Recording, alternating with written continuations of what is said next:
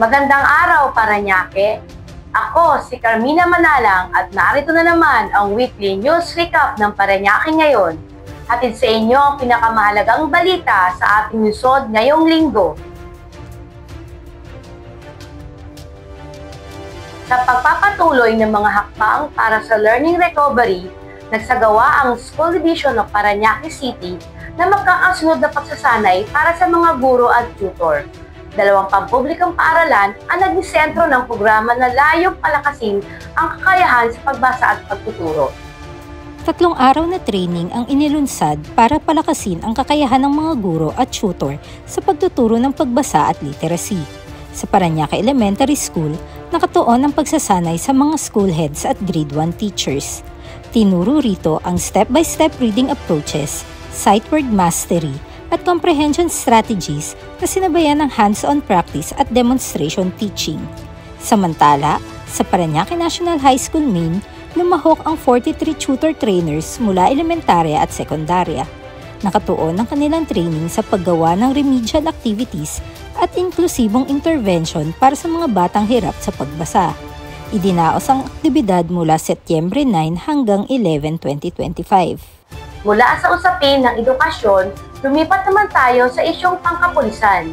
Sa Barangay Baclaran, 2 hinihinalang high-value target ang naaresto ng mga otoridad sa isang operasyon kontra iligal na droga. Naaresto ng Special Operations Unit NCR ng PNP Drug Enforcement Group ang 2 sospek sa bypass operation sa Barangay Baclaran noong Setyembre 22. Kinilala ang mga sospek bilang sina Blondie, 19 anyos, at Joshua, 18 anyos, na kabilang sa kategoryang Child in Conflict with the Law. Nakuha mula sa kanila ang tinatayang 650 gramo ng hinihinalang cocaine at 50 gramo ng hinihilalang shabu na nagkakahalaga ng humigit kumulang 3.7 million. Kasama sa mga nakumpiskang droga, kinuha rin ang iba pang ebidensya na isa sa ilalim sa forensic examination ng PNP Forensic Group. Samantala, mula sa operasyon kontra droga, tumako naman tayo sa serbisyong panlipunan. Nakatanggap ng tulong pinansyal ang mga pamilyang naapektuhan ng sunog. Pinangunahan ng lokal na pamahalaan ang pamamahagi ng ayuda sa ilalim ng City Social Amelioration Program para sa 125 benepisyaryo mula Barangay San Dionisio at Barangay BF Homes nitong Setyembre 23. Isinagawa ang payout sa People's Hall na dinaluhan ni Mayor Edwin Olivares at 1st District Congressman Eric Olivares, katuwang ng DSWD at City Social Welfare and Development Office sa pamumuno ni Ms. Vivian Gabriel. Ayon sa pamahalaang lokal, bahagi ito ng kanilang tuloy-tuloy na pagtugon upang agad makabangon ang mga naapektuhan ng sunog. Mula naman sa lokal ng balita, silipin natin ang isang desisyon mula sa Malacanang. Binutohan ni Pangulong Ferdinand Marcos Jr. ang panukalang batas na layong palawakin ang Las Piñas Parañaque Wetland Park. Sa veto message noong Setyembre 25, iginiit ng Pangulo na magkakaroon ng epekto ang panukala sa umiiral na kontrata ng Philippine Reclamation Authority at sa development plan sa mga lokal na pamahalaan. Nakasaad sa bill ang paglikha ng 1,128 hektaryang buffer zone para sa mas mahigpit na proteksyon ng parke, ngunit binanggit din ang banta ng bird strike sa NAIA bilang isa sa mga dahilan ng pagtutol.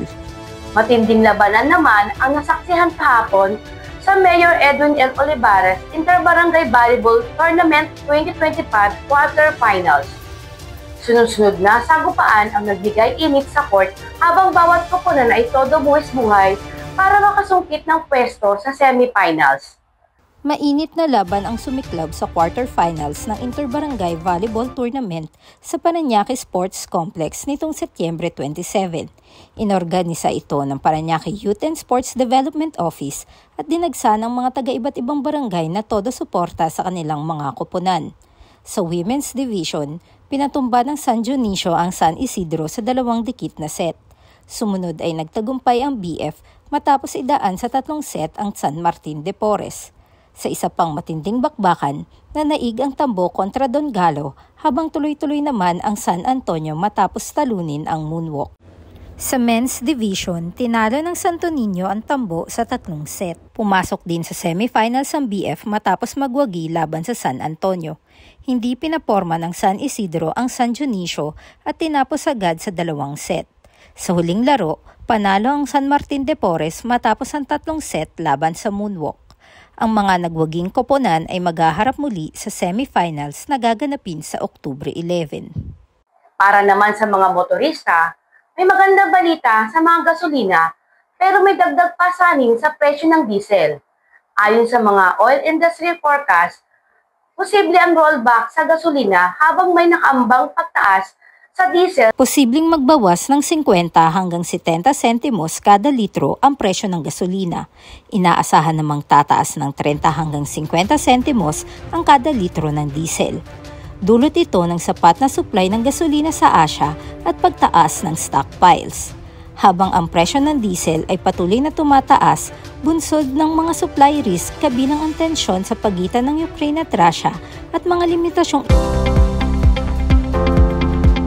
Alam niyo ba, Parañaque, 16 na taon na ang nakalipas mula nang tumama ang Bagyong Ondoy. Isa ito sa pinakamapinsalang bagyo sa kasaysayan ng Metro Manila. Sa tala ng NDRRMC, umabot sa 464 ang nasawi at higit 11 billion ang pinsala ng Bagyong Ondoy. Ayon sa EM.DAT International Disaster Database, kabilang ang Bagyong Ondoy sa top 15 costliest typhoon sa Pilipinas. Hindi dahil sa lakas ng hangin, kundi sa lawak ng pagbaha. Hindi hangin kundi ulan ang nagdala ng matinding trahedya. Ipinakita nito na ang pinakamapanganib na bagyo ay hindi laging pinakamalakas, kundi iyong may dalang rumaragas ang tubig na nagbabago sa buhay ng milyon-milyon. At yan ang mahalagang balita ngayong linggo. 88 days na lang, Pasko na. I-follow kami sa aming social media page para sa iba pang mahalagang balita. Muli, ako si Carmina Manalang at ito ang Parañaque Ngayon Weekly News Recap.